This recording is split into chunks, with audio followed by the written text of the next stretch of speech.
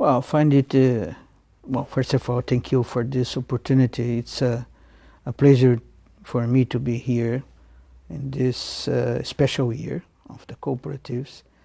As you know, FAO is trying to push with the International Cooperative Alliance this year to raise the role of the cooperatives, not only in the agriculture and food sector, but worldwide.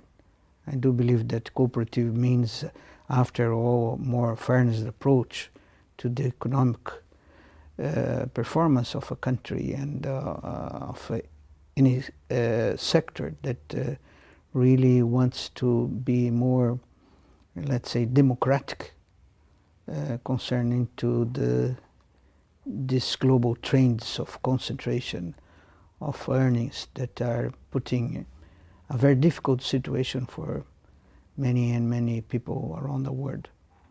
So we have a good opportunity here in Manchester to commemorate this special year and to take this year as a starting point for future. Is that what we are talking about, future of the movement of cooperatives? So this document pushes in that way what can be done to improve the cooperativism, particularly in rural areas.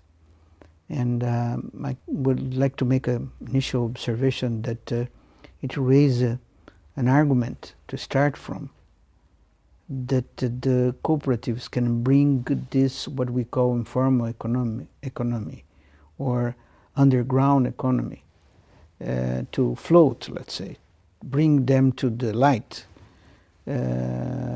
from the underground, to be considered as part of the commercial activity, especially for smallholders, family farmers, small enterprise in different sectors, people who buy and sell but are not considered in the official statistics.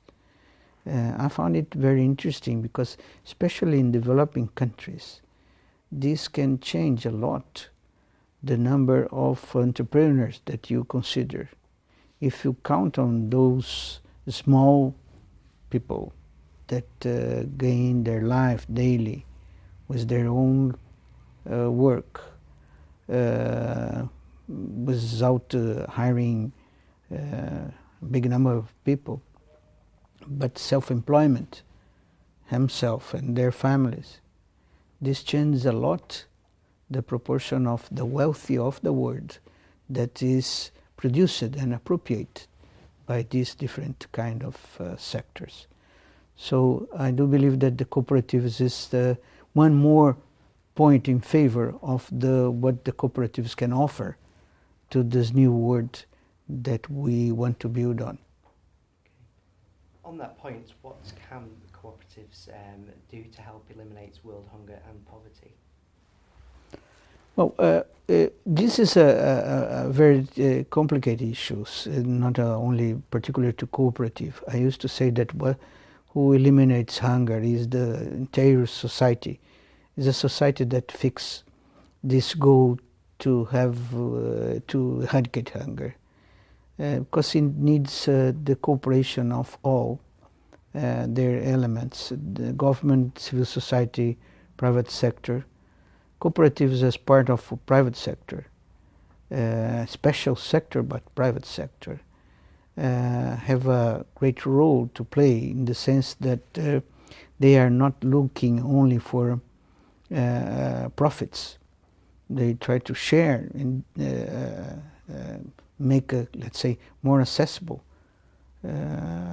jobs and the work for many people. The main issue nowadays related to poverty, extremely poverty and hunger, is not that there is no food available. There is enough food available for all. What is not available is the money to buy the food. So many people that are hungry today are hungry because they do not have a job, or they cannot produce by themselves the food they need. And cooperatives can help a lot on that.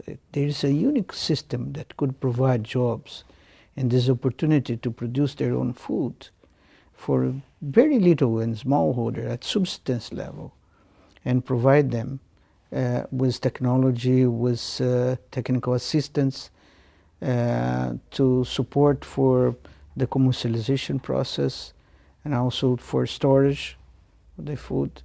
So cooperatives can play a very important role on this hunger combat. And the war on hunger, stunting is such a key element. Is there a unique role that our cooperators can play in assisting in this critical focus? Well, as I said, nowadays almost 70% of the poorest people live in rural areas. And in general, those poorest people work in agriculture issues, but at a very low level of technology. They only produce for subsistence. Cooperatives is the only way out of this extremely poverty in rural areas, in my opinion, because only putting them together to bring their small production together, they would be able to share with the market, local markets especially, part of their production, and then become a virtuous cycle of local production and local consumption. So this is the way that cooperatives deals with, trying to approach producers and consumers. And this is the unique role of cooperatives in the process. Approach producers and consumers and help to build local circuits of production and consumption. As well as supporting the developing world, do cooperatives need to also extend and look at the developed world too? Well, cooperative is not an issue for developing our developer world. It's an alternative to the ongoing system of concentration of the production and the exclusion. Cooperatives is an inclusion system used to bring together more people, more producers, more consumers. So it will work in developing and developed countries. My feeling is that we are in this moment facing a very important crisis, not only on the financial system, but also on this how we look forward for the future, for a more inclusive process, including thinking about the young generation that do not find proper jobs in this moment. So cooperatives can be another alternative solution to the failed models that we have seen in the past, the communist or the extremely capitalist countries. You've been in the political world for quite some time. What advice would you give to cooperatives to advance their own cause with policymakers? I believe that cooperatives need to have more proactive action in capacity building. Nowadays we are lacking behind, especially in development countries, to provide alternatives for production, for consumption. We have a very unfair production and distribution system nowadays implemented. And this, in my opinion, is much more likely to the fact that the cooperatives didn't play an active role in the past, didn't present themselves as an alternative.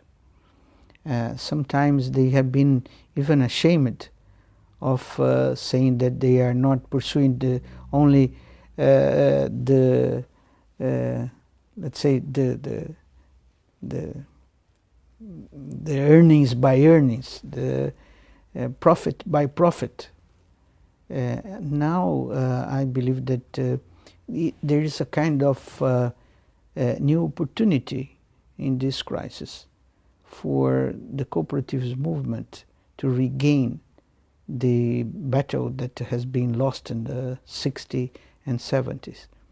I would say that capacity building and advocacy are the two main issues that cooperatives should put more attention Of course, extension and education also are quite related to those two first points that I made.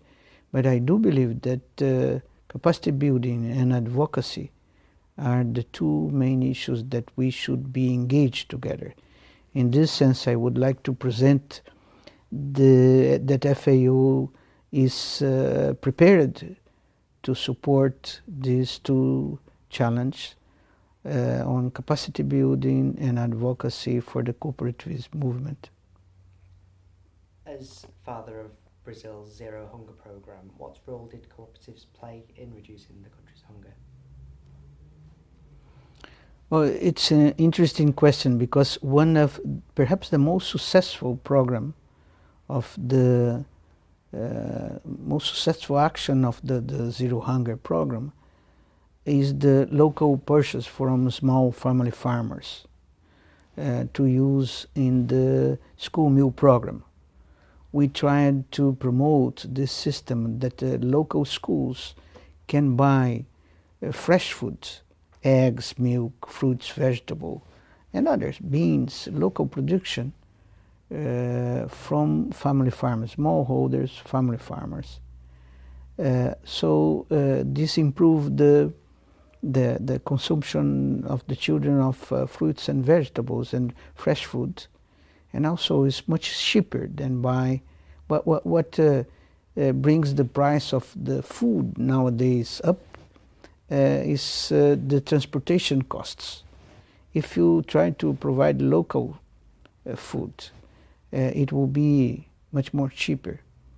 So in the Zero Hunger, we promote this local purchase of family farmers to be consumed locally, especially in the school lunch programs.